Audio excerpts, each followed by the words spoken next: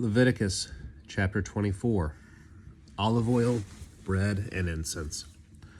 The Lord said to Moses, "Command the Israelites to bring your clear oil made from pressed olives. Use it to keep the lamps burning and giving light at all time. Aaron must take care of the lamps in front of the Lord from evening until morning all the time. This is a law that will last for all time to come. The lamps are outside the curtain in front of the tablets of the covenant law and the tent of meeting. The lamps are on the pure gold lampstand in front of the Lord. They must be taken care of all time. Get the finest flour and bake 12 loaves of bread. Use 7 pounds of flour for each loaf. Arrange them in 2 stacks. Put 6 loaves in each stack on the table made out of pure gold. The table stands in front of the Lord. By each stack, put some pure incense. It will remind you that all good things come from the Lord. Burn the incense in a place of the bread. The incense is a food offering presented to the Lord. The bread must be set out in front of the Lord regularly.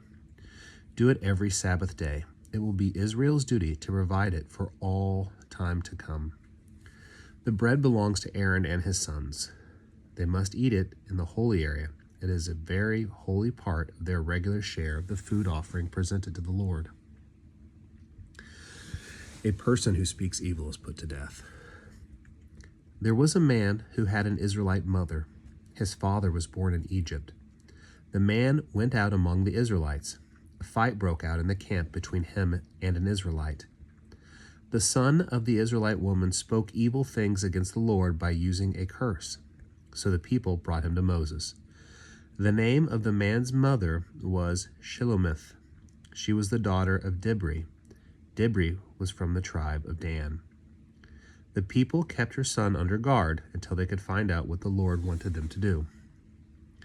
Then the Lord spoke to Moses. He said, "Get the man who spoke evil things against the Lord. Take him outside the camp. All those who heard him say those things must place their hands on his head.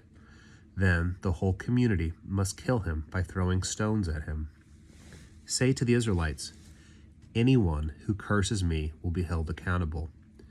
Anyone who speaks evil things against my name must be put to death. The whole community must kill them by throwing stones at them. It does not matter whether they are an outsider or an Israelite. When they speak evil things against my name, they must be put to death. Anyone who kills another human being must be put to death. Anyone who kills someone's animal must pay its owner. A life must be taken for a life. Suppose someone hurts their neighbor, then what they have done must be done to them. A bone must be broken for a bone. An eye must be put out for an eye. A tooth must be knocked out for a tooth. The one who has hurt his neighbor must be hurt in the same way. Whoever kills an animal in the same way. Whoever kills an animal must pay its owner. But if they kill a human being, they must be put to death. The same law applies whether they are an outsider or an Israelite. I am the Lord your God." Then Moses spoke to the Israelites. They got the man who spoke evil things against the Lord. They took him outside the camp. There they killed him by throwing stones at him. The Israelites did it just as the Lord had commanded Moses. Leviticus chapter 25, the Sabbath year. The Lord spoke to Moses at Mount Sinai. He said, "Speak to the Israelites. Tell them, you will enter the land I am going to give you. When you do, you must honor the Lord every 7th year by not farming in the land that year. For 6 years plant your fields, trim the branches in your vineyards, and gather your crops. But the 7th year must be a year of Sabbath rest for the land. The land must rest during it. It is a Sabbath year to honor the Lord. Do not plant your fields. Do not trim the branches in your vineyards. Do not gather what grows without being planted. And do not gather the grapes from the vines you have not taken care of. The land must have a year of rest. Anything the land produces during the Sabbath year will be food for you. It will be for you and your male and female servants. Your hired workers will eat it. So will people who live with you for a while, and so will your livestock and the wild animals that are in your land. Anything the land produces can be eaten. The year of Jubilee. Count off 7 Sabbath years. Count off 7 times 7 years.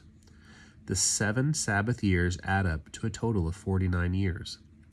The 10th day of the 7th month is the day when sin is paid for. On that day, blow the trumpet all throughout your land. Set your 50th year apart. Announce freedom all over the land to anyone who lives there. The 50th year will be a year of jubilee for you. Each of you must return to your own family property, and each of you must return to your own tribe. The 50th year will be a year of jubilee for you. Do not plant anything. Do not gather what grows without being planted.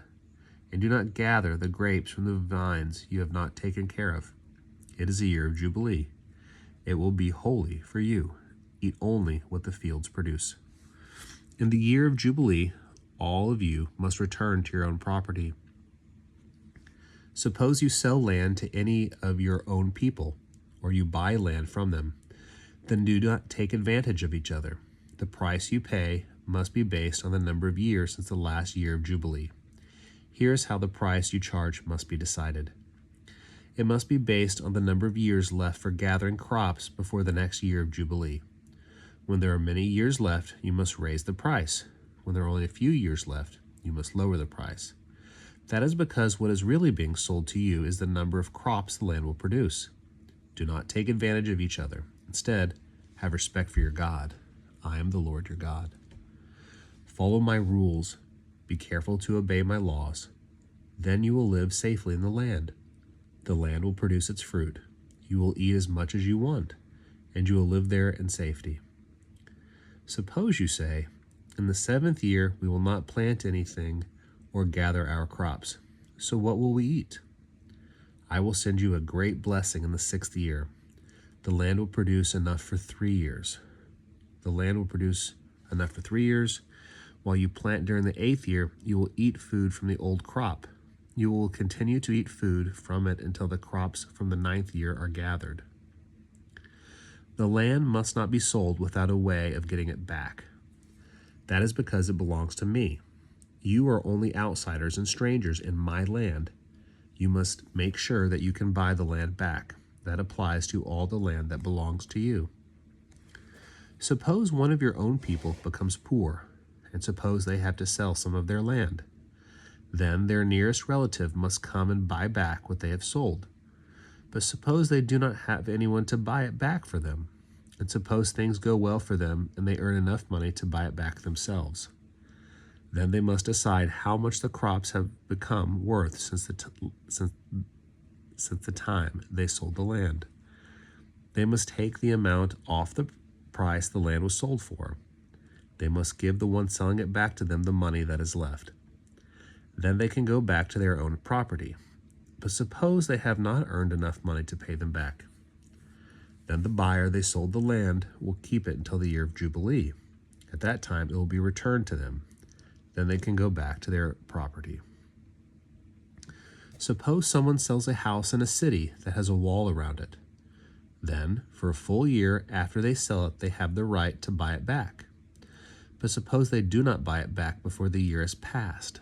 Then the house in the walled city will continue to belong to the buyer and the buyer's children. It will not be returned to the seller in the year of Jubilee.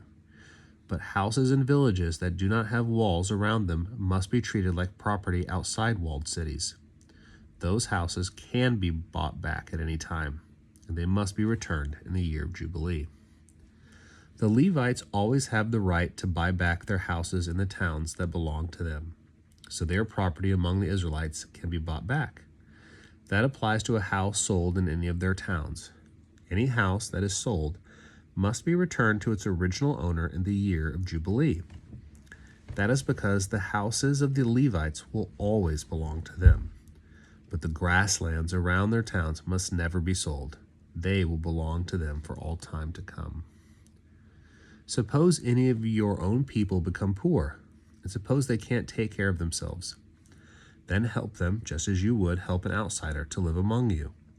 Do not charge them interest of any kind. Instead, have respect for God. Then those who have become poor can continue to live among you. If you lend them money, you must not charge them interest, and you must not sell them food for more than it cost you. I am the Lord your God. I brought you out of Egypt. I did it to give you the land of Canaan. I wanted to be your God. Suppose any of your own people become poor, and suppose they sell themselves to you. Do not make them work as slaves. You must treat them like hired workers, or you must treat them like those living among you for a while. They must work for you until the year of Jubilee. Then they and their children must be set free. They will go back to their own tribes. They will go back to the property their people have always owned. The Israelites are my servants. I brought them out of Egypt, so they must not be sold as slaves. Show them pity when you rule over them. Have respect for God. You must get your male and female slaves from the nations that are around you. You can buy slaves from them. You can also buy as slaves some of the people living among you for a while. You can also buy members of their families born among you. They will become your property. You can leave them to your children as their share of your property. You can make them slaves for life. But when you rule over your own people, you must be kind to them. Suppose an outsider living among you for a while becomes rich. Then suppose any of your own people become poor. Then they sell themselves to the outsider living among you, or they sell themselves to a member of the outsider's family. Then they keep the right to buy themselves back after they have sold themselves. One of their relatives can buy them back. An uncle or a cousin can buy them back after they have been sold themselves. In fact, any relative in their tribe can do it. Or suppose things go well for them. Then they can buy themselves back. They and their buyer must count the number of years from the time of the sale up to the year of Jubilee. The price for their freedom must be based on the amount paid to a hired man for that number of years. Suppose there are many years until the year of Jubilee. Then, for their freedom, they must pay a larger share of the price paid for them. But suppose there are only a few years left until the year of Jubilee. Then they must count the number of years that are left. The payment for their freedom must be based on that number. They must be treated as workers hired from year to year. You must make sure that those they must work for are kind to them when they rule over them. Suppose they are not brought back in any of those ways. Then they and their children must be set free in the year of Jubilee. That's because the Israelites belong to me. They are my servants. I brought them out of Egypt. I am the Lord your God.